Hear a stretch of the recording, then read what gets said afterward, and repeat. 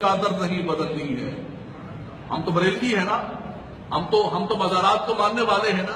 ہمارے اپنے گھر کا حال دیکھیں، آپ عبداللہ شاہ غازی کو دیکھیں، داتا صاحب کو دیکھیں، خواجہ صاحب کو دیکھیں کہ لوگ بغیر کپڑوں کے بچے ننگے گھوم رہے ہیں، ان کے پاس پہننے کے کپڑے نہیں ہیں، اور ہمارے ان سارے مزارات پر اگر آپ ڈیلی کا حساب لگائیں تو لاکھوں نہیں کروڑوں کی چادریں بدل رہی ہوتی۔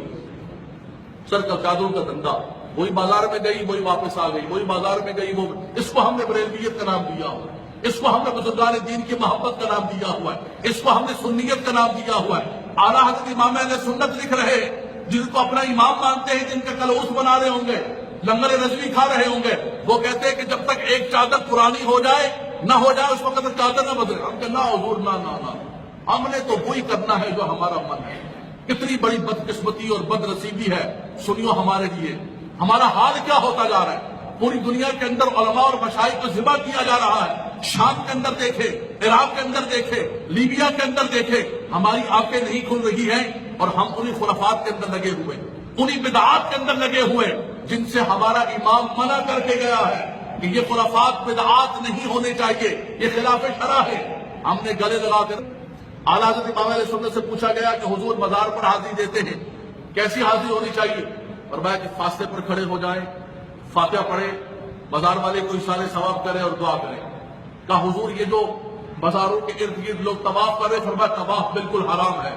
فرمایا کہ اگر کوئی سجدہ تعظیمی کرتا ہے، خدا نہیں مانتا ہے، ادباً سجدہ کرتا ہے، آپ نے فرمایا کہ اگر سجدہ عبادت کرے گا وہ تو کافر ہے، اور اگر سجدہ تعظیمی کرتا ہے تو حرام حرام حرام ناجائز۔ عرض کہ حضور نہ سجدہ تعبدی نہ سجدہ تعظیمی، محبت سے بوسہ لے رہا ہے، چوم رہا ہے۔ آپ نے فرمایا کہ احمد یہ ہے کہ قبر کا بوسہ بھی نہ لیا جائے۔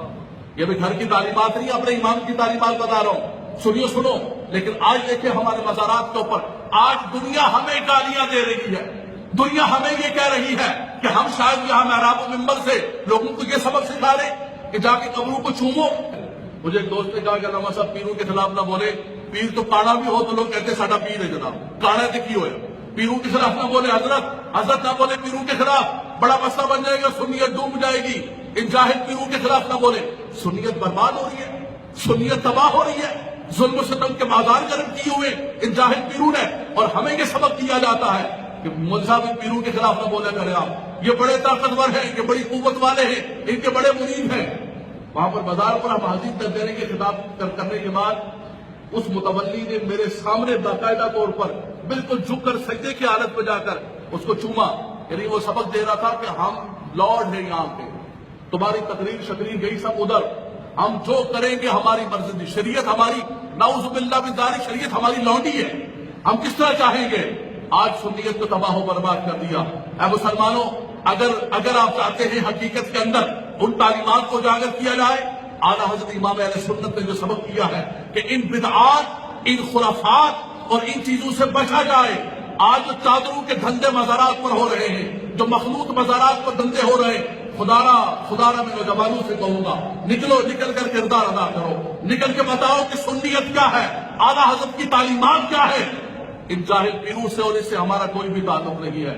حضور نجیب میاں صاحب تشریف لائے مارار شریف سے، مجھے فرمانے لگے کہ مجھے پتہ چلا ہے کہ چادروں کے خلاف تقریریں کرتے ہو آپ، اور میں کہ اللہ تعالیٰ آپ کی مدد کرے، میں بھی ہندوستان کے اندر یہ کام کر رہا ہوں۔ میں گدی نشین ہوں، میں ایک پیر ہوں، اعلیٰ حضرت کا پیر خانہ ہے، لیکن حقیقت یہ ہے کہ اعلیٰ حضرت کی تعلیمات کو بحمداللہ تعالیٰ وہ اجاگر کر رہے اور بتا رہے ہیں کہ یہ چادروں کے دھندے پیری مریدی نہیں ہے، جو مرد و عورت کا اختلاط، یہ قبروں کے بوسے، یہ قبروں کے طواف، یہ موم بتیاں، یہ اگربتیاں، یہ میتوں کے کھانے، یہ سنیت نہیں ہے۔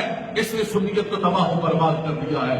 اگر سنیت کو بچانا چاہتے ہیں تو اعلیٰ حضرت کی حقیقی تعلیمات پر عمل پیرا ہوں۔ اللہ تبارک و تعالیٰ کی قبر پر اپنی رحمتوں کا نزول فرمائے۔